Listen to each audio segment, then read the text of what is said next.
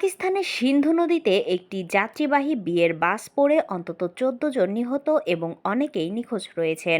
Staff reporter ধানিয়াল Ahmed জানান, বিয়ের অনুষ্ঠান শেষে নববধূকে নিয়ে বাড়ি ফেরার পথে বাসটি নদীতে পড়ে গেলে এই প্রাণহানির ঘটনা ঘটে। স্থানীয় সময় মঙ্গলবার দুপুরে গিলগিট বালতিস্তানের দিয়ামের জেলায় দুর্ঘটনাটি ঘটে।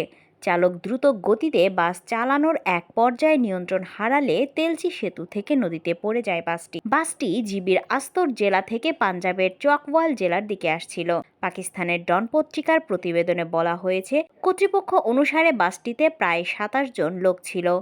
উদ্ধারকারী কর্মীরা ইতিমধ্যেই নদী থেকে ১৩টি মৃতদেহ উদ্ধার করেছে। এছাড়াও ১২ জন যাত্রী এখনও নিখোঁজ রয়েছে। ধারণা করা হচ্ছে নিখোঁজ সকলেরই মৃত্যু হয়েছে। প্রচণ্ড ঠান্ডা পানিতে তারা আর বেঁচে নেই। দুর্ঘটনায় বর মারা গেলেও আহত অবস্থায় নববধূকে উদ্ধার করে হাসপাতালে নেওয়া হলে মারাত্মক আঘাতের কারণে তিনিও মারা যান।